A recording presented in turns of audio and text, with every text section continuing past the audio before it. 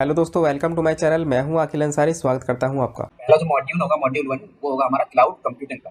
ठीक है। तो in this module we will discuss about cloud computing. तो इस वाले मॉड्यूल में हम क्लाउड कंप्यूटिंग के बारे में डिस्कस करने वाले हैं। और क्लाउड कंप्यूटिंग के अंदर मैंने मल्टीपल पॉइंट्स मल्टीपल टॉपिक्स आप बोल सकते हैं मैंने क्रिएट किए हैं। तो उन पर one by one videos record करेंगे और आपके साथ में शेयर करूंगा। ठीक है। तो इसमें मैंने मल्टीपल टॉपिक्स बनाए हैं। सबसे पहला जो टॉपिक्स है वो है आपका ऑन प्रीमाइसिस आईटी इंफ्रा, कि हमारा जो ऑन प्रीमाइसिस आईटी इंफ्रा होता था वो कैसा होता था। सेकंड टॉपिक है हमारा virtualization IT infra. On premises IT infra में क्या होता था कि जितने भी हमारे सर्वर्स होते थे, जो भी हमारा आईटी इंफ्रा होता था, उस पर पूरा कंट्रोल होता था हमारा। ठीक है। बाकी डिटेल्स में मैं डिस्कस करूंगा बाद में, पहले मैं एक नॉर्मल ओवरव्यू दे देता हूँ। उसके बाद में वर्चुअलाइजेशन आ गया। तो वर्चुअलाइजेशन आने के बाद में क्या हो गया हमारा, ठीक है, तो उसके बाद में ऑन प्रीमाइसिस के बाद में वर्चुअलाइजेशन आईटी इंफ्रा आ गया। तो वर्चुअलाइजेशन में क्या होता था कि आप मल्टीपल वर्चुअल मशीन्स क्रिएट कर सकते हो एक सर्वर पे। ठीक है, ये कॉन्सेप्ट आ गया। उसके बाद में क्लाउड आईटी इंफ्रा आ गया। फिर क्लाउड कंप्यूटिंग के बारे में बताएंगे आपको, benefits of cloud computing, types of cloud computing, cloud models and characteristics of cloud computing. ठीक है। नेक्स्ट करता हूँ, ये हमने history of azure, azure portal registration and overview. उसके बाद एज्योर टेनेंट क्या होता है। उसके बाद एज्योर में डिफॉल्ट डायरेक्टरी क्या होती है। जब आप अकाउंट क्रिएट करते हो, एज्योर का फ्री ट्रायल यूज़ करो या फिर एज्योर का पीएसयू का ट्रायल पीएसयू का यूज़ करो। कोई भी आप यूज़ करो, चाहे ट्रायल वाला यूज़ करो या फिर आप पीएसयू को यूज़ करते हो। तो उसमें एज्योर में टेनेंट क्रिएट होता है, डिफॉल्ट डायरेक्टरी क्रिएट होती है और आपको एक सब्सक्रिप्शन क्रिएट होता है। तो उनके बारे में डिस्कस करेंगे। उसके बाद में Azure resources and resource groups के बारे में डिस्कस करेंगे। After that we will discuss about Azure pricing calculator and last topic जो होगा क्लाउड कंप्यूटिंग में वो डिस्कस करेंगे हम Azure support plan and subscription limit. ठीक है गाइस। तो मैं नेक्स्ट करता हूँ। अब हम डिस्कस करते हैं ऑन प्रीमाइसिस आईटी इंफ्रा। तो ऑन प्रीमाइसिस आईटी इंफ्रा होता क्या है। ऑन, ठीक है, मैंने यहाँ पे लेफ्ट साइड में इसकी डेफिनेशन मेन पॉइंट है वो दिया है और राइट साइड में आपको इसका लोगो भी दिखाया हुआ है। ठीक है। तो ये मैंने आर्किटेक्चर दिखाया हुआ है राइट साइड में, इसके बारे में मैं आपको बताऊंगा। पहले मैं इसका एक थ्योरी पढ़ लेता हूँ। ठीक है। ये थ्योरी में लिखा है on premises IT infra means a software and a hardware infrastructure set up deployed and running from within the confines of your organization। मतलब आपकी ऑर्गेनाइजेशन के अंदर, आपके ऑर्गेनाइजेशन के अंदर ही या फिर एक डेटा सेंटर में, जो भी आपके ऑर्गेनाइजेशन का एक डेटा सेंटर होता है वहीं पे आपका पूरा सेटअप है, हार्डवेयर का, सॉफ्टवेयर का, एप्लीकेशंस का, नेटवर्किंग डिवाइसेस का, स्टोरेज का। ठीक है। तो आगे इसमें लिखा है you have complete control over the infrastructural setup. ठीक है। आप जो है वो पूरा कंट्रोल कर सकते हो उसको, यानी पूरा जो आपका आईटी इंफ्रा है ऑन प्रीमाइसेस में, उसमें आपका पूरा कंट्रोल होता है। उसमें आप हार्डवेयर रिप्लेस भी कर सकते हो, हार्डवेयर चेंज भी कर सकते हो, हार्डवेयर मेंटेनेंस भी कर सकते हो। ठीक है। उसमें कोई भी कॉन्फ़िगरेशंस आपको करनी है तो वो सारी चीजें आप कर सकते हो। मतलब फुल्ली मैनेज आप कर सकते हो, पूरा कंट्रोल होता है आईटी पर्सन्स का, आईटी प्रोफेशनल्स का। उसके बाद में है data stays in your private network, nobody other than your team has access to the information. अब ऑन प्रीमाइसेस में IT, on premises IT infra में आपका जो इंफ्रा सेटअप है, आपका जो सर्वर्स का सेटअप है, नेटवर्क डिवाइसेस का, आपका जो पूरा इंफ्रास्ट्रक्चर है वो आपका एक प्राइवेट नेटवर्क में है। Private network in the sense कि आपका कोई भी बाहर का पर्सन, ऑर्गेनाइजेशन से बाहर का पर्सन उसको एक्सेस नहीं कर सकता। आपको, आप उसको प्राइवेट नेटवर्क में ही एक्सेस कर सकते हो, प्राइवेटली एक्सेस कर सकते हो, यानी पब्लिकली एक्सेस नहीं कर सकते हो। तो आपका डेटा सिक्योर रहेगा, आपका डेटा कंप्लायंस के पॉइंट ऑफ व्यू से भी आपका डेटा सिक्योर रहेगा और सिक्योरिटी के पॉइंट ऑफ व्यू से। ठीक है। तो नेक्स्ट इसमें मैंने मेंशन किया है nobody other than your team has access to the information। we can also call on premises infrastructure as a private cloud। ठीक है। प्राइवेट क्लाउड भी आप इसको एक तरीके से बोल सकते हो क्योंकि सारा ही आपका कंट्रोल होता है। तो गाइस ऑन प्रीमाइसेस के बाद में वर्चुअलाइजेशन आ गया और उसके बाद में अब क्लाउड कंप्यूटिंग आ गया। वर्चुअलाइजेशन में क्या था कि आपका एक फिजिकल सर्वर पे आप मल्टीपल वर्चुअल मशीन्स क्रिएट कर सकते हो। मतलब आपको मल्टीपल सर्वर्स परचेज करने की जरूरत नहीं है। आप कुछ सर्वर्स परचेज करके उन्हीं पे आप मल्टीपल वर्चुअल मशीन्स क्रिएट कर सकते हो। उसके बाद में आप क्लाउड कंप्यूटिंग आ गया। तो क्लाउड कंप्यूटिंग में क्या है कि आपका सारा इंफ्रास्ट्रक्चर, जो भी आपका स्टोरेज डिवाइसेस है, आपका स्टोरेज है, आपका नेटवर्किंग का है, आपका सर्वर्स का है, आपका एप्लीकेशंस का, आपका वेबसाइट का, सारा ही पूरा आपका क्लाउड पे मूव हो गया। ठीक है। तो क्लाउड पे मूव होने के बाद में आपका काफ़ी चीज़ें ईजी हो गई हैं, आसान हो गई हैं। ठीक है। सिर्फ आपको एक इंटरनेट कनेक्शन की नीड होती है। ओवर द इंटरनेट आप किसी भी एप्लीकेशन को, स्टोरेज डिवाइसेस को आप एक्सेस कर सकते हो, मैनेज कर सकते हो, ठीक है, पूरे इंफ्रा को आप ओवर द क्लाउड एक्सेस कर सकते हो, ठीक है। तो गाइस क्लाउड के बारे में अभी बाद में बात करेंगे, अभी ऑन प्रीमाइसेस के बारे में बात कर रहे थे। तो before cloud computing there was traditional infrastructure called as on premises infra. Cloud computing से पहले जो था वो आपका एक ऑन प्रीमाइसेस इंफ्रा था, और on premises means everything was set up inside the data centre at physical location और साइट। या तो आपको कोई डेटा सेंटर होता था, ठीक है, जैसे आप जॉब करते होंगे, आपने देखा होगा, तो आपका एक कंपनी का एक तो आपका एक ऑफिस होता है, ठीक है, किसी का एक ऑफिस होता है, किसी के मल्टीपल ऑफिस होते हैं, और उसका एक कहीं अलग लोकेशन पे एक डेटा सेंटर होता है, ठीक है। तो ऐसे ही आपका ऑन प्रीमाइसेस में मतलब कहीं ना कहीं ऑफिस का, कंपनी का कहीं ना कहीं एक डेटा सेंटर होता है, फिजिकल लोकेशंस होती है या फिजिकल साइट होती है, और उसमें आपकी सारी डिवाइसेस होती हैं, जैसे आपके सर्वर्स हो गई, नेटवर्किंग डिवाइस हो गई, ठीक है, switches, routers, firewalls, LAN cables, storage devices, backup devices, rack वगैरह होती हैं, पैच पैनल्स, मतलब जो भी आपका इंफ्रा का, जो भी आपके हार्डवेयर पार्ट्स होते हैं, जो भी आपका पूरा इंफ्रा होता है, वो आपके डेटा सेंटर में सेटअप होता है, और उसमें आप उस पर आपका पूरा कंट्रोल होता है। जो भी आईटी पर्सन होता है, आईटी प्रोफेशनल होता है, उसका पूरा कंट्रोल होता है। वो किसी भी पार्ट को चेंज कर सकता है, किसी भी पार्ट को मेंटेनेंस कर सकता है, किसी भी पार्ट को रिपेयर कर सकता है, कोई भी कॉन्फ़िगरेशंस कुछ भी कर सकता है फिजिकली उसमें, एनी चेंजेस, मतलब कोई भी चेंजेस फिजिकली उसमें कर सकता है। अब मैं राइट साइड में जाता हूँ, यहाँ पे एक मैंने इसमें अपनी पिक्चर दिया है, इसमें आर्किटेक्चर दिया हुआ है। यहाँ पर ये ऑन प्रीमाइसेस की एक बिल्डिंग है, यहाँ ऑन प्रीमाइसेस का एक इंफ्रा है, इसमें आपकी सारी डिवाइसेस, आप सपोज सपोज करो आपका आप मान के चलो यहाँ पे एक डेटा सेंटर जहाँ पे आपकी सारी डिवाइसेस सेट है, ठीक है, तो उसको आप कैसे एक्सेस कर रहे हो, आपके लैपटॉप से एक्सेस कर रहे हो, आपके सर्वर, आपके नेटवर्क डिवाइस, लैपटॉप से, डेस्कटॉप से, मोबाइल से, इन सभी से आप एक्सेस कर रहे हो, ठीक है। बट क्या कर रहे हो, आपका एक लोकल लोकेशन है, कहीं भी आपकी लोकल एक फिजिकल लोकेशन है, जहाँ जिसको आपका कोई भी आईटी पर्सन, डेटा सेंटर में कोई भी आईटी पर्सन होगा वो मैनेज करता है सारी डिवाइसेस को, ठीक है। तो ये आपका ऑन प्रीमाइसेस आईटी इंफ्रा के बारे में एक थोड़ा सा ओवरव्यू है। नेक्स्ट स्लाइड पे जाता हूँ अभी मैं,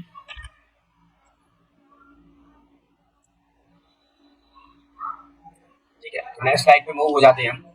देखिए, ऑन प्रीमाइसेस आईटी इंफ्रा, यहाँ पे मैंने एक और आर्किटेक्चर दिया हुआ है आपका। ऑन प्रीमाइसेस आईटी इंफ्रा में क्या होता था कि आपका networking, storage, server, virtualization, operating system, middleware, runtime data application, जितनी भी सारे मतलब जो भी टोटल इंफ्रा है हम खुद मैनेज करते थे।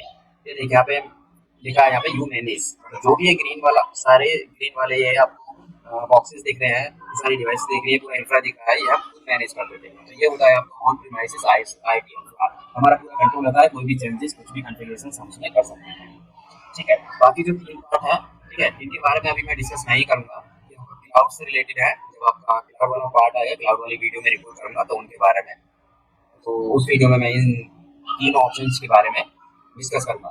बाकी फिलहाल मैं आपको एक नॉर्मल ओवरव्यू दे देता हूँ इनका। ये आपका इंफ्रास्ट्रक्चर है, जो सर्विस होती है, जिसमें आपको कुछ पार्ट आप मैनेज करोगे, कुछ पार्ट आपका जो क्लाउड वेंडर है जिसने अपने क्लाउड परचेज किया हुआ है वो मैनेज करता है। ऐसे ही आपका platform platform as a service है, उसमें कुछ पार्ट हम मैनेज करेंगे, और ऑलमोस्ट 80% पार्ट जो है वो क्लाउड वेंडर जो भी है जिसने अपने क्लाउड परचेज किया हुआ है वो मैनेज करेगा। और सॉफ्टवेयर एज ए सर्विस में पूरा ही आईटी इंफ्रा, पूरा ही जो आईटी इंफ्रा है वो क्लाउड वेंडर मैनेज करता है, ठीक है।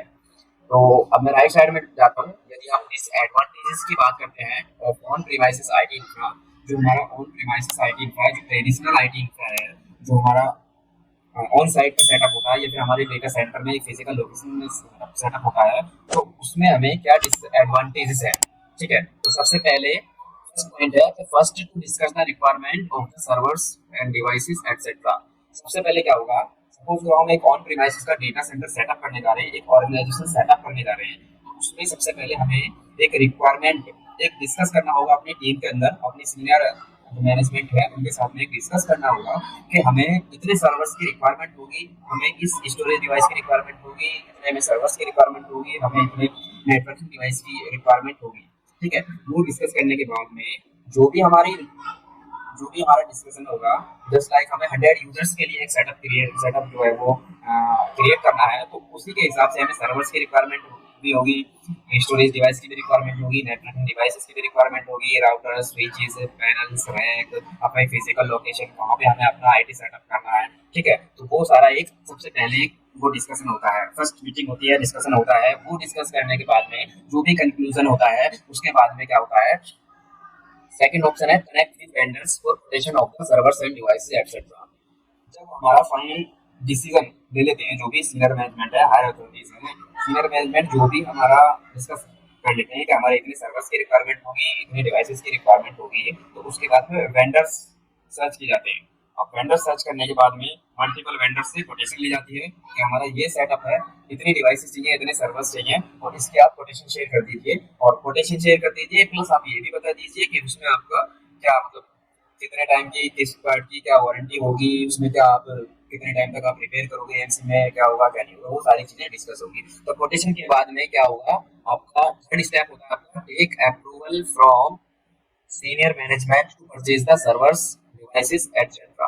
तो उसके बाद में जब मल्टीपल वेंडर से कोटेशन आ गई और जिस वेंडर की कोटेशन सुटेबल है, हमारे लिए सुटेबल है, जिस वेंडर की कोटेशन, ठीक है, तो उसके लिए हम क्या करेंगे, एक अप्रूवल रिक्वेस्ट क्रिएट करेंगे और सीनियर मैनेजमेंट को, जो परचेज टीम में बंदे काम करते हैं, ठीक है, उनके पास या फिर सीनियर मैनेजमेंट के पास में उस रिक्वेस्ट को भेजेंगे, वहां से अप्रूवल लेंगे कि सर हमें इतनी सारी डिवाइसेस या इतने सर्वर्स और इतनी डिवाइसेस हमें परचेज करनी है, हमने इतने सारे वेंडर्स से हमने कनेक्ट किया हुआ है, उनकी कोटेशन ये है, बट बेस्ट जो वेंडर है जिसने हमें बेस्ट कोटेशन दी है वो ये वेंडर है, और इसके लिए हमें आपका अप्रूवल रिक्वायर्ड होगा। ठीक है, तो अप्रूवल मिलने के बाद में फोर्थ ऑप्शन क्या होगा, हमारा नेक्स्ट स्टेप होगा, then we have to set up data centre and we have to invest on the physical site and location and area. ठीक है, अप्रूवल लेने के बाद में क्या करेंगे, हम उनको परचेज करेंगे, परचेज करने के बाद में डेटा सेंटर सेटअप करेंगे और फिजिकल साइट जो भी है, जहाँ भी हमें अपना इंफ्रास्ट्रक्चर, जो भी हमने डेटा सेंटर जहाँ भी हमने क्रिएट करना है, वो लोकेशन, वो एरिया, वहाँ पे हम अपना वो सेटअप करेंगे, उनमें उसमें उस साइट पर हम इन्वेस्ट करेंगे। ठीक है, उसके बाद नेक्स्ट स्टेप होगा then use investment on physical hardware like servers, routers, storage switches, backup devices, ethernet cables। मतलब वही जो पार्ट अभी मैंने डिस्कस किया कि जो भी हम डेटा सेंटर जहाँ पे भी सेटअप करेंगे, तो वहाँ पे जो भी हम डिवाइसेस मंगाएंगे, डिवाइसेस सेटअप करेंगे, एक IT infra, on premises IT infra setup करेंगे, तो उसके लिए एक ह्यूज इन्वेस्टमेंट करना होगा हमें, क्योंकि पहले आपको एक फिजिकल लोकेशन भी चाहिए होगी जहाँ पे डेटा सेंटर क्रिएट करना है, डेटा सेंटर बनाना, सेटअप करना है, और उसके अंदर फिर आपको ये सारे हार्डवेयर पार्ट्स चाहिए, आपको रैक चाहिए होगी सर्वर्स लगाने के लिए, ठीक है, आपको राउटर चाहिए होगा, राउटर स्विचेस और एच पैनल्स, इंटरनेट केबल चाहिए होंगी नेटवर्किंग के लिए, आपको स्टोरेज डिवाइस चाहिए होगी डेटा स्टोर करने के लिए, बैकअप डिवाइस चाहिए होगी आपको डेटा का बैकअप करने के लिए, रिडंडेंसी के लिए, फॉल्ट टॉलरेंस के लिए, ठीक है, और सर्वर्स वगैरह आपको चाहिए होंगे। तो नेक्स्ट स्टेप हो जाएगा, जब हमारा पूरा ये परचेज हो जाएगा, हमारा ये सेटअप, डेटा सेंटर सेटअप हो जाता है, उसके बाद में आपको क्या करना होगा, after purchasing then we have to take AMC. AMC होता है annual maintenance contract for support. अब जो भी हम सर्वर्स के डिवाइसेस हम परचेज करेंगे, तो उनकी हमें एएमसी भी लेनी होगी, एनुअल मेंटेनेंस कॉन्ट्रैक्ट। ऐसा तो है नहीं कि अगर उसमें कोई प्रॉब्लम आती है, कोई हार्डवेयर में फॉल्ट होता है, तो उसको रिपेयर करने के लिए भी हमें एक एएमसी से कांटेक्ट करना होगा, उसके वारंटी के लिए, उसके एएमसी के लिए, हमें सपोर्ट के लिए, उस पर फिर हमें क्या करना होगा, इन्वेस्ट करना होगा। ठीक है, तो अगेन उस पर एएमसी पे इन्वेस्ट करना होगा। ठीक है, नेक्स्ट अपडेट, एएमसी पर इन्वेस्ट करने के बाद फिर जो उस डेटा सेंटर को रन करने के लिए, सारी डिवाइसेस को अप करने के लिए हमें 24/7 इलेक्ट्रिसिटी चाहिए होगी। 24/7 electricity should be available, because वो हमारा एक डेटा सेंटर है, वो एक लाइव इन्वायरमेंट है, 24/7 हमारा रन होगा। किसी भी टाइम कोई भी बंदा हमारे सर्वर्स को, हमारी सर्विसेज को एक्सेस कर रहा होगा, कोई भी बंदा है ऑर्गेनाइजेशन में वर्क कर रहा है, कोई डे शिफ्ट में वर्क करता है, कोई नाइट शिफ्ट में, कोई इवनिंग शिफ्ट में, तो 24/7 जो है सर्वर्स हमारे रन होते हैं। ठीक है, सर्वर्स कभी बंद नहीं होते, वो 24/7 रन होते हैं। ठीक है, तो उसके लिए आपको इलेक्ट्रिसिटी की रिक्वायरमेंट होगी 24/7, तो उस इलेक्ट्रिसिटी के लिए भी आपको फिर से इन्वेस्ट करना होगा। उसके बाद नेक्स्ट स्टेप है कि आपको इलेक्ट्रिसिटी का, सपोज करो आपने इलेक्ट्रिसिटी का कनेक्शन तो ले लिया, बट सपोज दैट इलेक्ट्रिसिटी आपकी, मतलब आपकी इलेक्ट्रिसिटी चली जाती है, लाइट चली जाती है, तो उस केस में क्या होगा, इलेक्ट्रिसिटी बैकअप के लिए आपको डीजी सेट्स या जनरेटर्स की आपको रिक्वायरमेंट होगी। ठीक है, अगर लाइट चली जाती है तो आपको इलेक्ट्रिसिटी बैकअप के लिए डीजी सेट या फिर जनरेटर्स की रिक्वायरमेंट होगी, तो उसके लिए भी आपको फिर से इन्वेस्ट करना होगा। ठीक है, तो उसके बाद में जब उसमें इन्वेस्ट कर देंगे, नेक्स्ट स्टेप होता है 24/7 एसी रिक्वायर्ड फॉर कूलिंग। जब इतनी सारी डिवाइसेस हमारे डेटा सेंटर में चलती हैं तो वहाँ पे बहुत ज़्यादा हीटिंग हो जाती है। ठीक है, आपने देखा होगा डेटा सेंटर्स में, हब रूम्स में, सर्वर रूम्स में क्या होता है कि 24/7 आपकी एसी जो है वो चलती रहती है, पूरा एकदम कूलिंग। कूलिंग मतलब एसी की रिक्वायरमेंट होती है वहाँ पे 24/7। अगर एसी नहीं चलेगी तो आपकी डिवाइस जो है वो ज़्यादा हीट होंगी, और हीट होने के कारण डिवाइस जो है वो क्रैश हो सकते हैं, खराब हो सकते हैं। किसी भी हार्डवेयर पार्ट में कोई भी मतलब कोई भी प्रॉब्लम आ सकती है, हार्डवेयर पार्ट में वो आपका खराब हो सकता है, कोई भी फॉल्ट हो सकता है। ठीक है, उसके बाद में नेक्स्ट स्टेप है आपका, if additional application setup required then invest again on new hardware. Suppose करो, इसका मतलब यह है कि सपोज को आपका डेटा सेंटर आपने एक पूरा रेडी कर दिया। ठीक है, डेटा सेंटर रेडी करने के बाद में पूरा on premises IT infra ready करने के बाद में सपोज करो 2 महीने बाद, 4 महीने बाद या 6 महीने बाद कोई आप एप्लीकेशन लॉन्च कर रहे हैं। ठीक है, कोई आपने एप्लीकेशन परचेज की या खुद आप एप्लीकेशन डेवलप करके उसको लॉन्च कर रहे हैं, तो उसके लिए एक सर्वर्स की रिक्वायरमेंट होगी, उसके लिए हार्डवेयर की रिक्वायरमेंट होगी। तो अगेन फिर आपको एक हार्डवेयर, एक सर्वर परचेज करना होगा, तो उसके लिए सेटअप करना होगा, फिर से आपको इन्वेस्ट करना होगा। ठीक है, उसके बाद में huge downtime required in case we need to upgrade the hardware.